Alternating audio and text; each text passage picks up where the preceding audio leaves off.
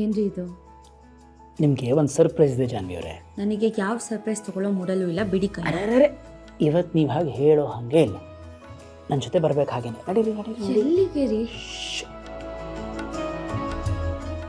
ಏನ್ರಿ ಇದು? ಎಲ್ಲಿಗ್ರಿ ಕರ್ಕೊಂಡು ಹೋಗ್ತಿದ್ದೀರಾ? ಇನ್ನೇನು ಬಂತು? ಓಕೆ ನಿಂತ್ಕೊಳ್ಳಿ.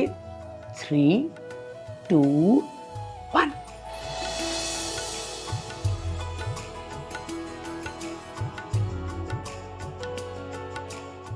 ಏನಿದಲ್ಲ?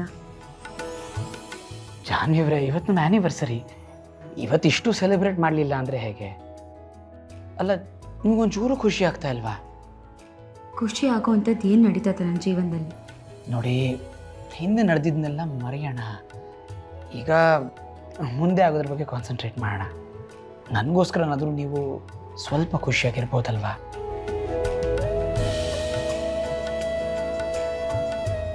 ಬನ್ನಿ, ಕೇಕ್ ಕಟ್ ಮಾಡಿ.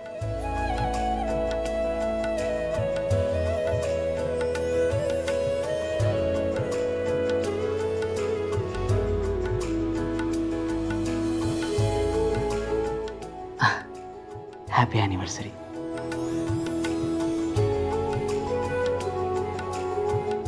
ನಿಮಗೂ ಕೂಡ.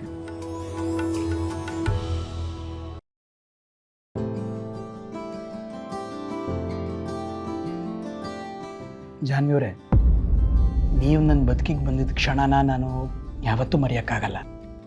ನನ್ನ ಪ್ರೀತಿಯಿಂದ ನಿಮಗೆ ಬೇಜಾರಾಗಿದೆ ಅಂತ ನನಗೆ ಗೊತ್ತು. ನೀವು ಬರೀ ನನ್ನ ಸ್ವಂತ, ನನಗೆ ಮಾತ್ರ ಮೀಸಲು, ನನ್ನ ಪ್ರೀತಿ ಬರೀ ನನ್ನ ಹಕ್ಕು ಅನ್ನೋ ಒಂದು ಧೋರಣೆಯಲ್ಲಿ ಹಲವಾರು ತಪ್ಪುಗಳನ್ನು ನಾನು ಮಾಡಿದ್ದೀನಿ, ನಿಜ. ಆದರೆ ಒಂದಂತೂ ನಿಜ, ನನ್ನ ಜೀವನ ಮರುಭೂಮಿಯಾಗಿತ್ತು. ನಿಮ್ಮ ಪ್ರೀತಿಯ ಮಳೆ ಬಂದು ಈಗ ಸ್ವಲ್ಪ ಸ್ವಲ್ಪ ಚಿಗುರು ಹೊಡಿತಾ ಇದೆ. ಈ ಪ್ರೀತಿ ಹೆಮ್ಮರ ಆಗತ್ತೆ, ನಮ್ಮಿಬ್ಬರ ಜೀವನ ಮತ್ತೆ ಹಸನಾಗತ್ತೆ ಅಂತ ನಂಬಿಕೆ ನನಗಿದೆ. ನೋಡಿ, ನಾನು ಪ್ರಾಮಾಣಿಕವಾಗಿ ಬದಲಾಗ್ತಾ ಇದ್ದೀನಿ. ದಯವಿಟ್ಟು ನನ್ನ ನಂಬಿ.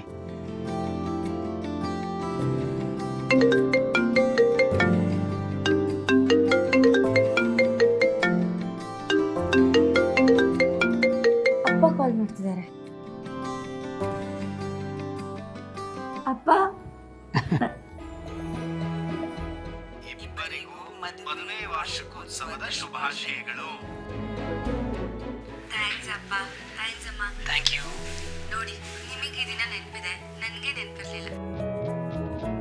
ನಾವಿಬ್ರು ಮರೆತರು ಅದನ್ನ ನೆನೆಸೋದಿಕ್ಕೆ ನಿಮ್ಮ ಯಜಮಾನ್ರಿದ್ದಾರಲ್ಲ, ಅವರೇ ನಮ್ಗೆ ಹೇಳಿದ್ದು. ಹೇಗಿದ್ಯಾ ಮಗಳೇ? ನಾನು ಚೆನ್ನಾಗಿದ್ದೀನಿ ಅಪ್ಪ. ನೀವು ಆರಾಮ? ಅಪ್ಪ, ಅಮ್ಮನೂ ಕರ್ಕೊಂಡು ಮನೆಗೆ ಬಾ. ಇಲ್ಲಮ್ಮ, ನನಗೆ ತುಂಬ ಕೆಲಸ ಇದೆ, ಬರ್ತೀನಿ. ಆದರೆ ಇನ್ನೊಂದೆರಡು ದಿನ ಟೈಮ್ ಕೊಡು, ಫೋನ್ ಮಾಡ್ಕೊಂಡು ಬರ್ತೀವಿ. ಸರಿ ಮಾವ, ನೀವಿಬ್ಬರು ಬಂದಿದ್ರೆ ಒಂದು ಸಣ್ಣ ಪಾರ್ಟಿ ಮಾಡ್ಬೋದಾಗಿತ್ತು. ಹೋಗಲಿ, ಅತ್ತೆನಾರು ಕಳಿಸ್ಕೊಡ್ತೀರಾ? ನಾನು ಕಾರ್ ಕಳಿಸ್ಕೊಡ್ತೀನಿ ಈಗಲೇ. ಇಲ್ಲ ಅಲ್ಲಿ ಅಂದರೆ ಇನ್ನೊಂದ್ಸಲ ನಾನು ಬರ್ತೀನಿ. ಇವತ್ತು ನೀವಿಬ್ರು ದೇವಸ್ಥಾನಕ್ಕೆ ಹೋಗಿ ಪೂಜೆ ಮಾಡಿಸ್ಕೊಂಡು ಬನ್ನಿ. ಸರಿಮಾ, ಹಾಗೆ ಮಾಡ್ತೀವಿ.